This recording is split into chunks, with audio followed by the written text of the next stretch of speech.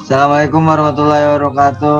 Alhamdulillahirabbil alamin wa binasta'in wa ala umuri waddin. Wassalatu wassalamu ala asrofil anbiya'i wal mursalin wa ala alihi washabihi wasallim ajmain, amma ba'd. Teman-teman yang kita haturkan puji serta syukur kita kehadirat Allah Subhanahu wa taala, yang bagaimana dengan rezekinya kita sampai di sini diberikan kesehatan atau walafiat. Yang kedua, marilah kita haturkan sholawat serta salam kepada baginda alam Nabi besar kita Nabi Muhammad sallallahu alaihi wasallam. Dan di sini perkenalkan kami dari kelompok 7, yakni ingin menjelaskan tentang Khulafa Ar-Rasyidin, dan adapun ketuanya ya ini saya sendiri, yaitu Muhammad Fajar Mauludin, dan anggota-anggota saya yakni Irfan, Rafiza Ar-Raihan, Maifran Maulana, Rifki Ubaidillah, Fadil Rizki, Muhammad Haidar, dan terakhir Riki Rahman.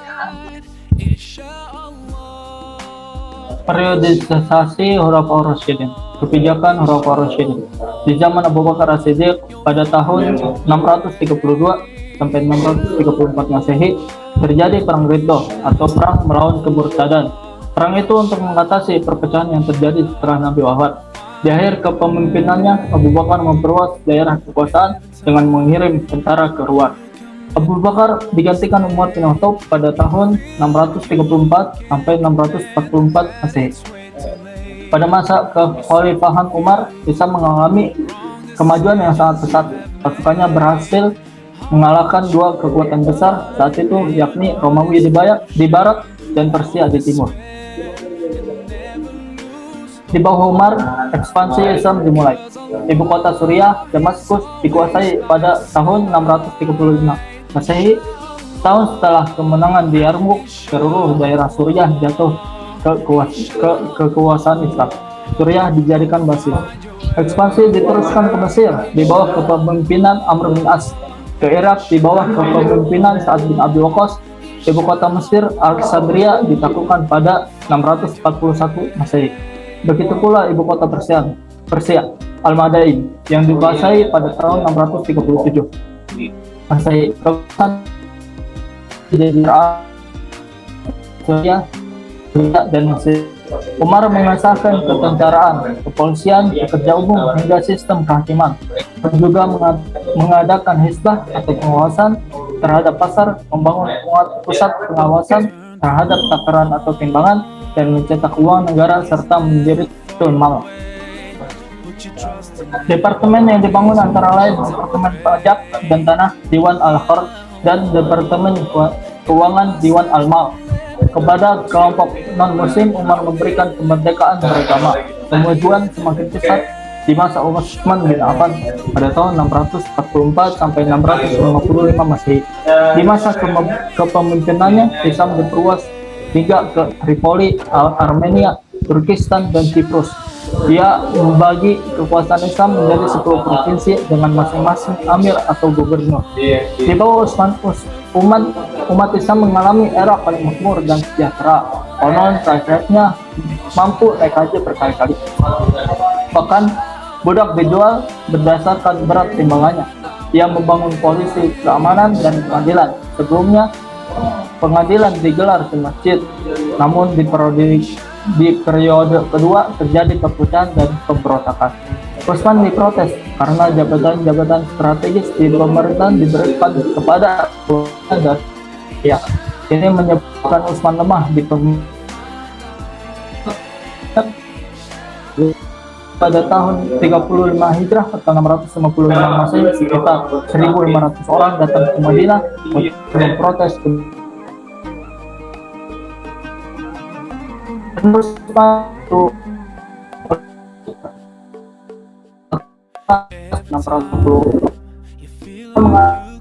yang terjadi dengan menarik para amir yang sebelumnya diangkat oleh Utsman bin Affan.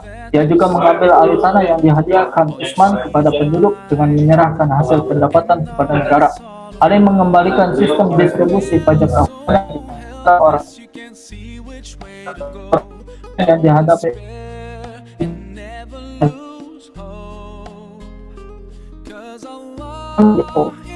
Utsman. Mereka minta agar ada pembalasan. Jamal atau unta karena Aisyah menunggang unta. Di akhir pemerintahan Ali bin Abi Thalib,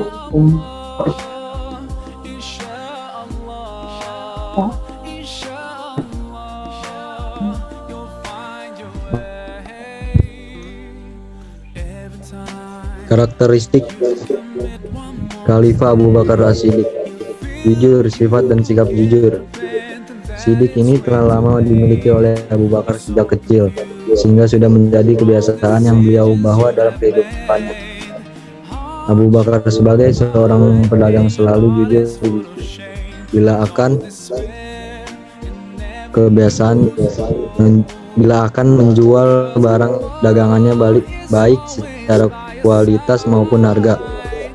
Maka tak heran jika ketika masuk Islam dan menjadi khalifah, sifat dan sikap Abu Bakar selalu beliau gunakan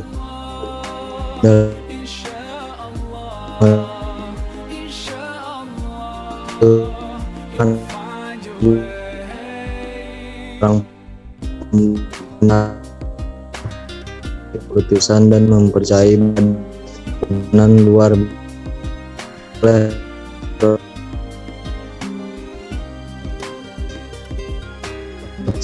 yang dilakukan oleh Nabi yang saat itu, yang kebenarannya dicekal dan tidak dipercayai oleh kaum kafir Quraisy.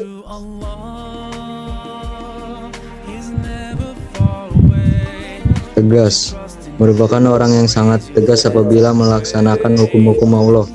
Hal ini dapat dilihat ketika Khalifah Abu Bakar menerangi orang Islam yang murtad dan mengaku sebagai nabi palsu, mengganti Rasulullah setelah wafatnya Rasulullah Subhanahu wa Ta'ala, seperti Aswad al-Ansi dan Musailamah al-Kadzab, sehingga tidak terelakkan lagi terjadinya perang. Abu Bakar juga memerangi orang yang tidak mau membayar zakat, karena membayar zakat ialah rukun Islam, maka setiap orang muslim diwajibkan membayar zakat.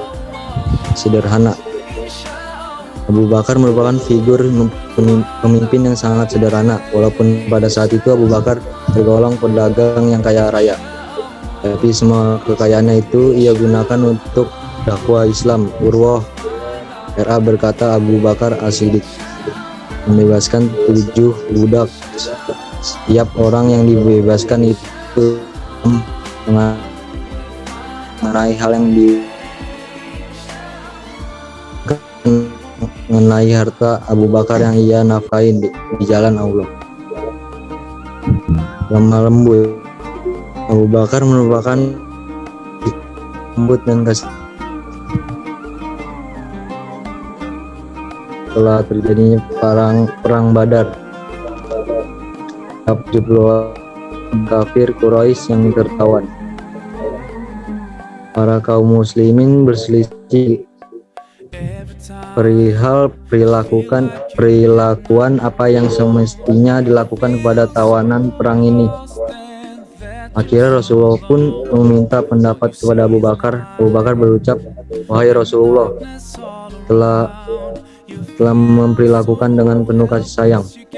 Inilah titik tolak yang hendak saya ajukan kepadamu. Khalifah Umar bin Khattab keras dan tegas.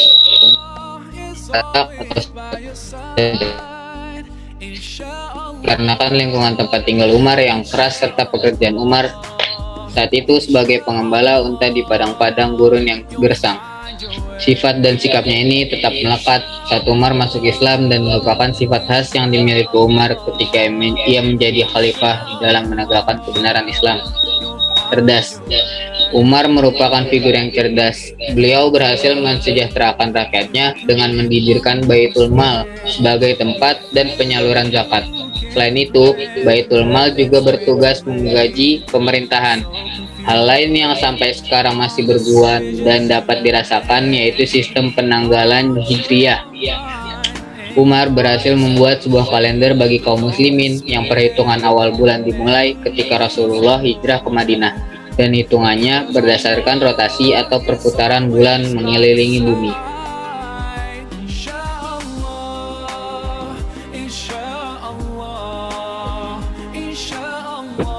pemberani. Umar merupakan kesatria yang sangat ditakuti oleh kaum pada maupun dalam segala permasalahan pada saat itu. Adil. Umar merupakan figur yang sangat adil baik terhadap kaum muslimin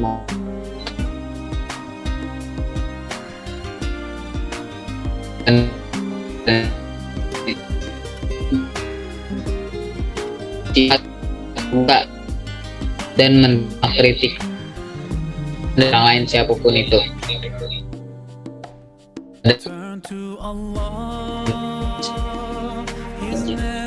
Rakyatnya. Khalifah Utsman bin Affan. Dermawan. Utsman selalu mengulurkan tangannya setiap kali musibah menimpa kaum muslimin, baik pada waktu paceklik atau kekurangan senjata dan peralatan perang lainnya. Dia mengupayakan pertolongan dan bantuan yang tidak dilakukan orang lain yang kaya seperti dia.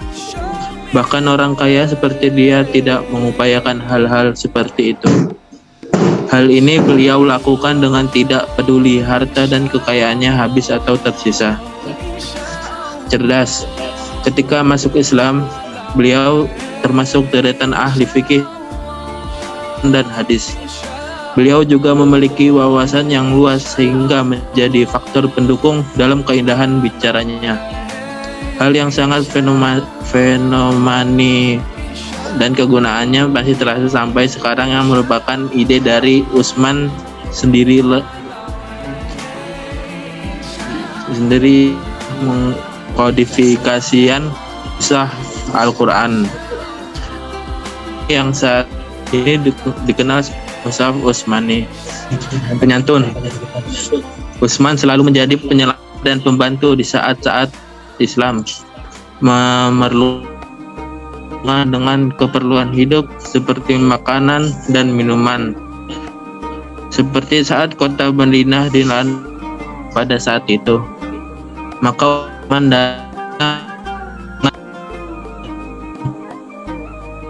masyarakat Madinah pada masa kekeringan itu. Terkenal di antara para sahabat dalam keadaan ketika pengepungan rumah Utsman karena adanya pihak yang memprovokasi bahwa Utsman telah tidak adil. Pada saat itu Utsman tidak melawan para pengepung tersebut hingga beliau wafat. Familiar dan humanis. Utsman merupakan sahabat yang sangat menyayangi keluarganya, baik keluarga dekat ataupun jauh, sehingga hal ini sering dimanfaatkan oleh sebagian keluarganya untuk mendapat keuntungan dari sikap Utsman ini. Hal mengenai jabatan yang dipegang yang masih mempunyai hubungan dengan keluarga khalifah, inilah yang sangat ditakutkan oleh Umar bin Khattab dengan menjadi lomba hingga terjadi pertengkaran antara umat itu sendiri. Khalifah Ali bin Abi Thalib, pemberani. Ali merupakan sosok yang sangat pemberani di usia yang sangat muda. Ali sudah mengikuti perang bersama Rasulullah baik di perang Badar dan Uhud. Ali bagikan elang ganas yang menyerang ke dalam kepungan musuh tanpa ada rasa takut. Ali juga yang selalu mewakili dari kaum muslimin untuk duel melawan kaum kafir sebelum dimulai peperangan. Cerdas. Ali merupakan sahabat yang banyak meriwayatkan hadis dari Rasulullah baik perkataan, perbuatan, dan ketepatan Nabi. Sayyidina Ali mempunyai kemampuan buat hafalan atau habis, serta beliau juga salah satu sahabat yang hafal Al-Quran. Berwawasan luas. Ali merupakan orang yang pintar dan cerdik. Kepintaran Ali pernah disampaikan dan dipuji Rasulullah berhakna. Dalam sebuah hadis Rasulullah bersabda, "Aku adalah kotaknya ilmu dan Ali ialah pintunya, dan tidaklah bisa apabila ingin memasuki kota tanpa melewati pintunya." Dalam hadis ini sangatlah jelas dan terlihat bahwa Ali mewarisi ilmu dari Rasulullah sendiri yang merupakan mertua dari Ali itu sendiri.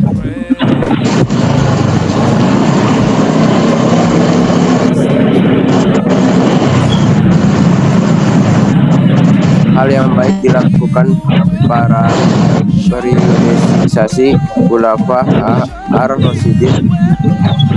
Satu, melanjutkan dakwah dan ajaran Rasulullah, membina. Dua, mengatur dan mengarahkan umat Islam sesuai dengan Al-Quran dan Sunnah. Tiga, melanjutkan pemerintah yang telah dibangun Rasulullah. Empat, memerangi kaum murtad yang mensakiti ajaran agama. Lima, memperluas wilayah kekuasaan Islam, mengembangkan ajaran Islam kepada yang belum mengenal.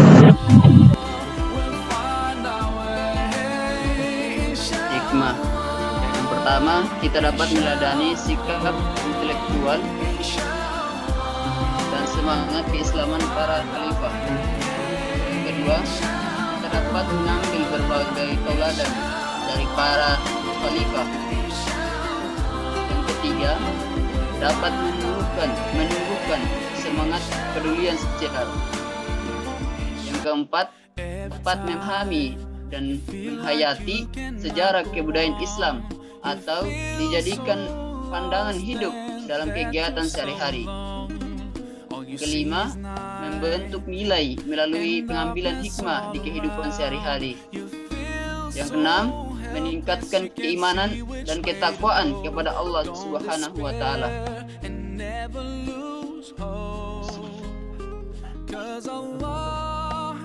Oke, mungkin itu saja dari kelompok kami. Kurang lebihnya mohon maaf apabila ada kesalahan dalam berbagai apapun. Kami ucapkan wassalamualaikum warahmatullahi wabarakatuh.